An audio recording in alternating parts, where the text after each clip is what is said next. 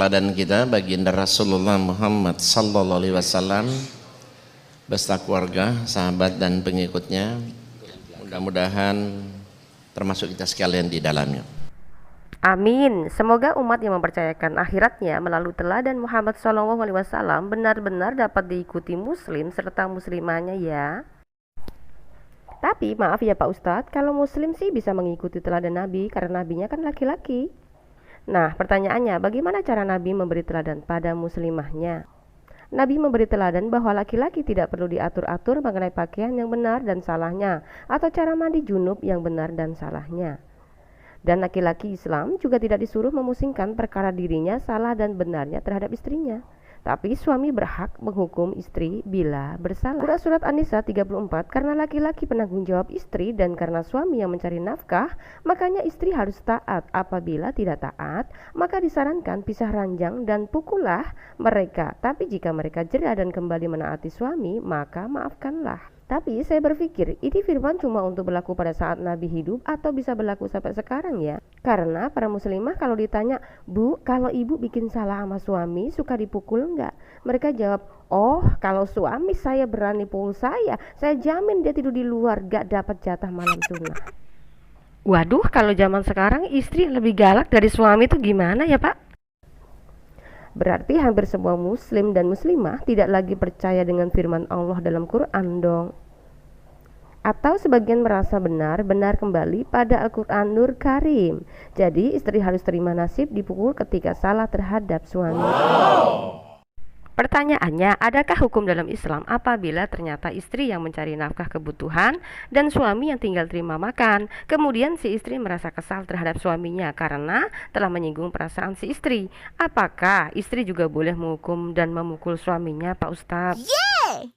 Atau Jibril lupa ngasih tahu kalau di zaman modern banyak wanita bukan cuma jadi ladang cocok tanam, tapi banyak wanita karier di masa seperti ini. Makanya saya merasa aneh apabila Quran Surat An-Nisa ayat 34 itu tadi hanya aturan kesalahan istri saja. Kok kesalahan suami hampir tidak pernah dibahas dalam Quran maupun hadis ya Pak Ustadz? Ataukah Allah berpikir bahwa wanita selain hanya jadi tempat bercocok tanam saja, wanita juga dianggapnya sebagai tempat salah dan dosa saja?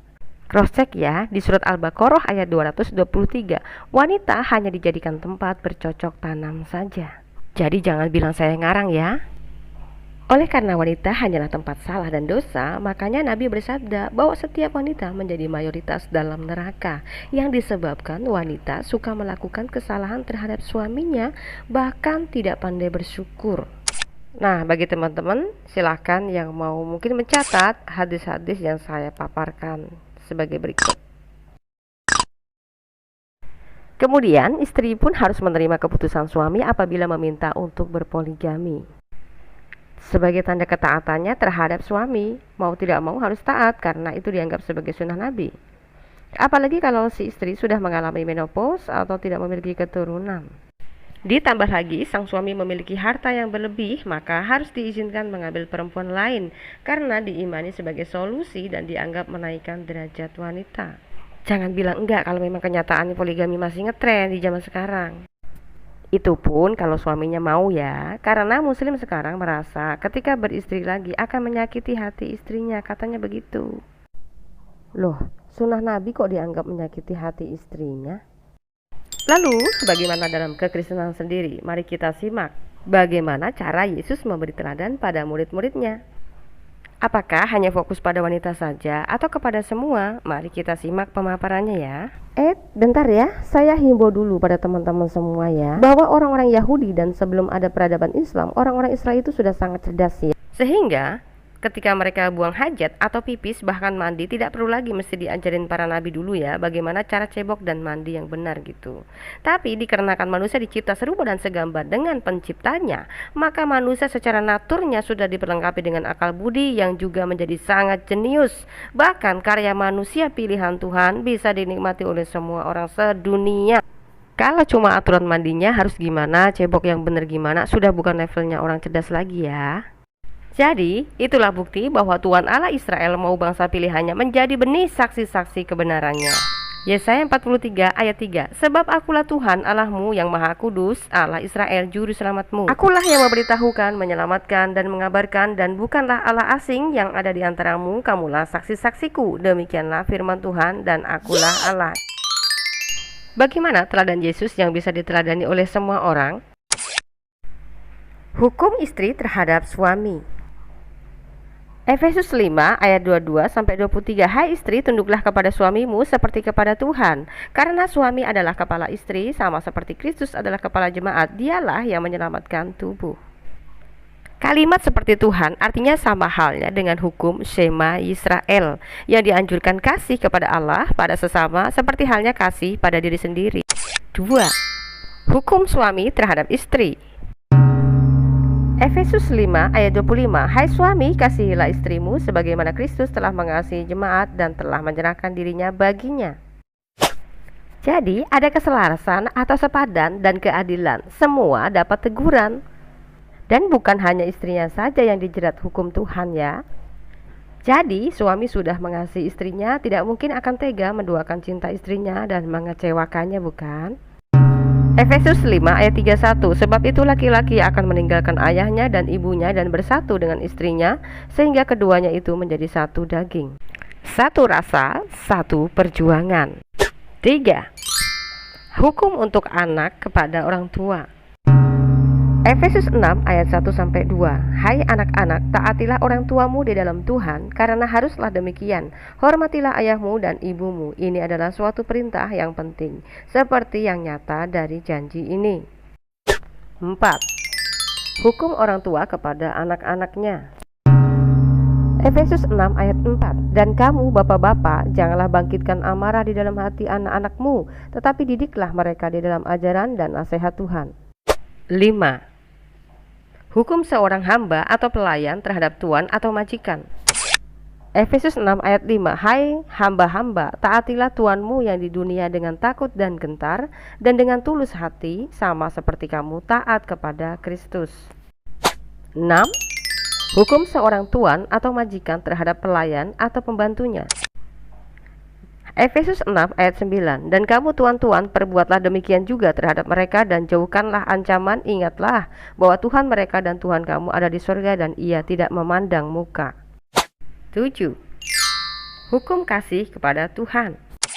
Matius 22 ayat 37. Jawab Yesus kepadanya, kasihilah Tuhan Allahmu dengan segenap hatimu dan dengan segenap jiwamu dan dengan segenap akal budimu. 8. Hukum kasih pada semua orang.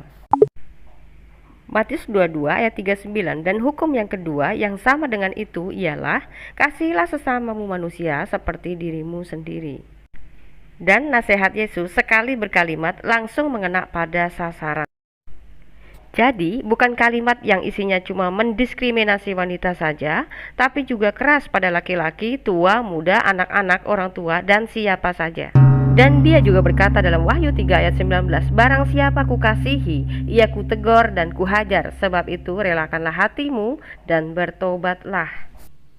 Yesus tidak menyebutkan satu oknum saja, tetapi setiap teguran akan berlaku buat siapa saja dan tidak pandang bulu. Balik lagi mengenai teladan Nabi Muhammad ya. Teladan dan ajaran Nabi yang mana yang Muslim sudah ikuti? Ataukah yang ini dalam hadis riwayat Bukhari 48-14 bahwa Nabi SAW pernah menggilir semua istrinya dalam satu malam, padahal pada hari itu beliau mempunyai 9 istri. Pertanyaannya, coba diteladani bila punya istri 4 saja dalam satu malam, satu ruangan, kemudian Anda menggilir istri-istri. Apa iya ketika siang hari para istri-istri nampak seperti malaikat suci, tubuh tertutup rapat, kemudian malamnya? Silahkan dibayangin sendiri ya. Jangan lupa ya, Nabi itu memiliki istri banyak tapi bisa satu rumah. Nah itu ada datanya dari Quran. Mari kita lihat. Al-Ahzab ayat 53 ya, sesungguhnya yang demikian itu adalah mengganggu Nabi sehingga dia malu kepadamu dan Allah tidak malu yang benar. Apabila kamu meminta sesuatu kepada mereka dalam kurung istri-istri Nabi, maka mintalah dari belakang tabir atau cara yang demikian itu lebih suci bagi hatimu dan hati mereka, dan tidak boleh kamu menyakiti hati Rasulullah, dan tidak boleh menikahi istri-istrinya selama-lamanya setelah Nabi wafat. Selebihnya baca di rumah ya, karena ayatnya panjang banget. Jadi ternyata Nabi memberi teladan kalau istri-istrinya itu nggak boleh dijumpai siapapun juga, karena akan menyakiti hatinya. Makanya kalau mau meminta sesuatu harus di balik tembok, biar nggak nampak wujudnya, karena takut menggoda atau tergoda. Mungkin Nabi cemburu gitu kali. Ya wajar lah kalau cemburu, namanya juga cinta. Kemudian wahyunya tadi menyebut jangan menyakiti hati Nabi. Jadi ternyata wahyunya tadi mengingatkan para muslim jangan sampai menyakiti hati Nabi dengan bertemu istri-istrinya. Apalagi sampai jatuh hati sehingga Allah pun menurunkan wahyu agar laki-laki tidak boleh menikahi istri-istrinya Nabi, walaupun Nabi SAW sudah wafat sekalipun. Tapi saya berpikir, yakin wahyu begini beneran dari Tuhan? Kok wahyunya terkesan hanya menyenangkan hati nabinya ya? Terus teladan untuk umatnya yang bagaimana? Yakin kalau wahyu-wahyu dalam Quran itu bukan dijadikan petunjuk untuk seluruh umat manusia, tapi hanya untuk memuliakan nabinya saja. Mari cross-check Al-Ahzab ayat 6. Nabi itu lebih utama bagi orang-orang mukmin dibandingkan diri mereka sendiri, dan istri-istrinya adalah ibu-ibu mereka. Tuh kan, lagi-lagi wahyu Al-Quran hanya memuliakan nabinya saja. Wah, kalau seorang nabi maunya diistimewakan, semua orang mau dong kepengen jadi nabi. Teman-teman juga bisa cross-check tafsir Al-Qurtubi volume 14 halaman 533. Referensi dari Quran surat Al-Ahzab tadi ya, di ayat 6-nya tadi. Keistimewaan seorang nabi Arab. Jadi, nabi yang memiliki keistimewaan dalam dunia ini masih dapat keistimewaan surga juga ya. Quran surat An-Nisa ayat 3, Nabi boleh menikah berapa saja, tapi umatnya hanya 4 saja. Maaf, ini alasannya apa ya? Quran surat 33 ayat 6, Nabi harus diutamakan dari segala hal daripada orang lain. Terus umatnya mau ikutan. Nabi boleh menikahi siapa saja perempuan hasil tawanan dari Quran surat 33 ayat 50. Terus umatnya mau ikuti. Quran surat 33 ayat 52, Nabi dikasih kebebasan menyukai hamba sahaya tapi tidak boleh dinikahi. Terus umatnya mau mengikuti. Quran surat Al-Fath ayat 2, dosa Nabi di masa lalu dan dosa sebelum dibuat Nabi semua sudah diampuni oleh Allah.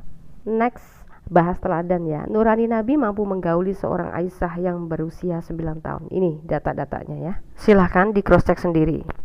Wow, kalau seandainya Aisyah yang berusia 9 tahun itu dibilang anak raksasa, apakah ada keterangan hadis bahwa si Aisyah itu berpostur besar? Jika tidak ada, kok umatnya suka banget ya bilangnya, tahu nggak Pir Kapir, anak-anak di masa itu badannya sudah besar-besar. Fitnah aja ente si Pir.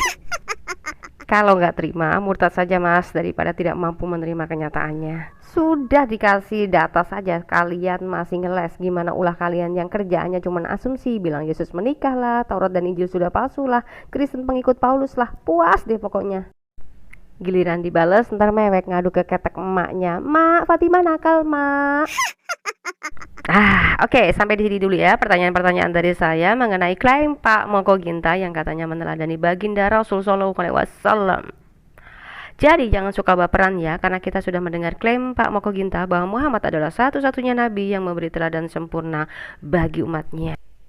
Maka semua orang yang mendengar tentu sangat penasaran dan ingin tahu, bukan?